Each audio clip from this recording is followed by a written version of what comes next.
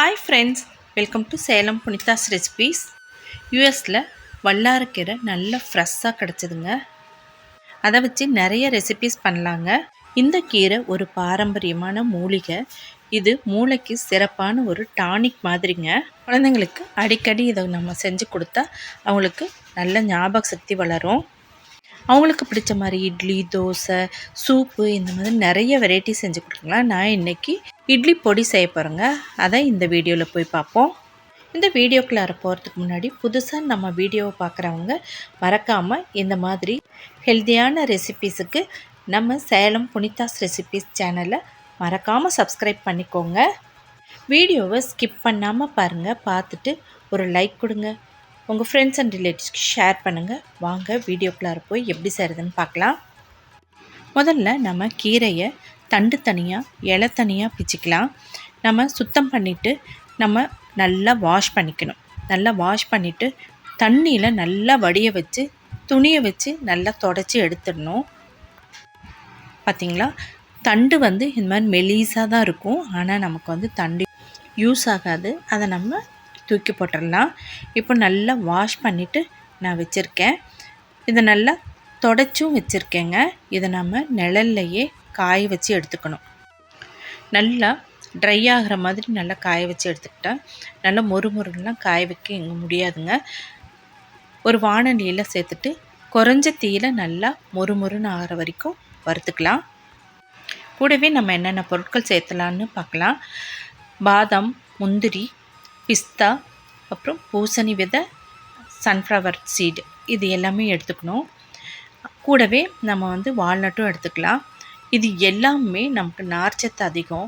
அதே மாதிரி vitamin E இருக்குது, மெக்னீசியம் இருக்குது, நல்ல ரிச் ப்ரோட்டீன் இருக்குது, ஃபைபர் இருக்குது.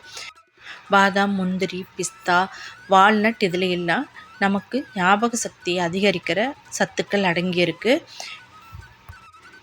இதெல்லாமும் நம்ம வறுத்துட்டு நம்ம கூடவே சேர்த்து பொடிச்சுக்கணும். இந்த வல்லாரக்கீரை பொடி அவ்வளோ சத்தானதுங்க. நீங்கள் இந்த மாதிரி செஞ்சு பாருங்கள். உங்கள் குழந்தைங்க வேண்டான்னு சொல்லாமல் நல்லா விரும்பி சாப்பிடுவாங்க. நல்லா மொறுமொறுன்னு ஆகிற வரைக்கும் வறுத்து எடுத்தாச்சு.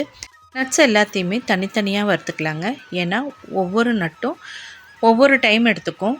அதனால் நான் இப்போது பாதாம் கொஞ்சம் டைம் எடுக்கும். அதனால் அதை ஃபஸ்ட்டு போட்டுட்டேன். அடுத்தது முந்திரி, அடுத்தது வால்நட்டு, அப்புறம் பிஸ்தா போட்டுக்கலாம். அப்புறம் நம்ம சீட்ஸை போட்டுக்கலாம்.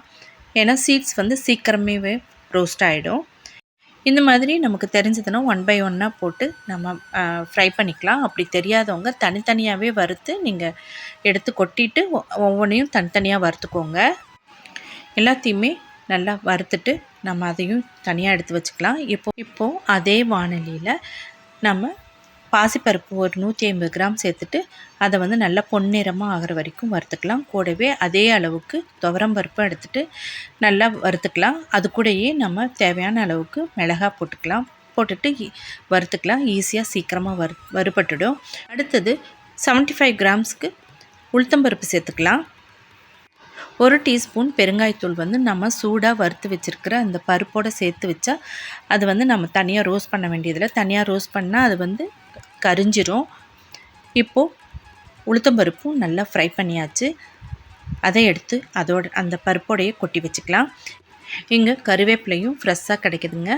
அதை நம்ம வாஷ் பண்ணிவிட்டு அதையும் நல்லா ட்ரையாக ரோஸ்ட் பண்ணிக்கலாம். புளி அதே சூட்லேயே நம்ம புளி, பூண்டு ரெண்டையும் கொஞ்சம் நேரம் நல்லா வதக்கி எடுத்து வச்சுக்கலாம்.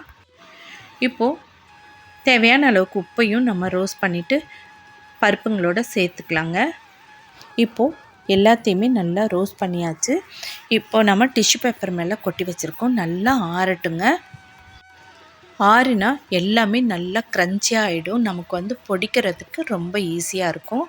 இப்போ ஆறுனதும் நான் மிக்ஸி ஜாரில் சேர்த்துட்டு நல்லா பொடிச்சிட்டேன். ரொம்ப ஃபைன் பவுடராகவும் வேண்டாம், ரொம்பவுமே கோர்ஸாகவும் வேண்டாங்க. அந்த பதத்தில் நம்ம பொடி பண்ணி வச்சுக்கணும்.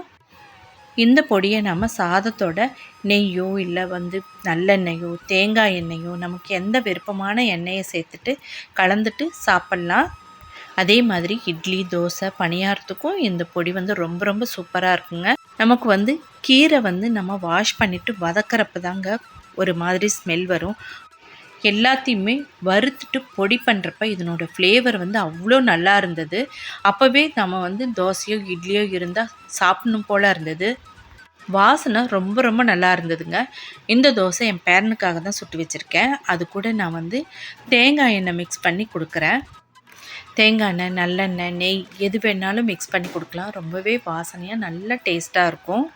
நம்ம இந்த கீரையை ஏதாவது ஒரு விதத்தில் டெய்லியுமே குழந்தைங்களுக்கு கொடுத்துட்டே இருந்தோம்னா அவங்களுக்கு வந்து ஞாபக சக்தி நல்லா இம்ப்ரூவ் ஆகும். என் பேரனுக்கு பொடினா ரொம்ப இஷ்டம். இதை வந்து செஞ்சு கொடுத்ததும் அவன் சாப்பிட்டா ரொம்ப ரொம்ப நல்லாயிருக்கு. டெய்லியுமே அவன் ஒரு தோசைக்கு இதை சாப்பிடுவான். டெய்லியுமே மதியம் குழந்தைங்களுக்கு 2 கவளம் அளவுக்கு கொடுத்துட்டு வரலாங்க. 60 வயசுக்கு மேலான ஞாபக மருதி நிறையா வருங்க, அவங்களுக்கும் நம்ம இதை கொடுக்கலாம். இதை நீங்களும் ட்ரை பண்ணி பார்த்துட்டு எப்படி இருந்ததுன்னு கமெண்ட் பாக்ஸில் சொல்லுங்கள். இந்த ரெசிபி உங்களுக்கு ரொம்பவே யூஸ்ஃபுல்லாக இருந்திருக்கும். இதே மாதிரி ஒரு யூஸ்ஃபுல்லான வீடியோவில் மீட் பண்ணலாம். தேங்க்யூ ஃபார் வாட்சிங்.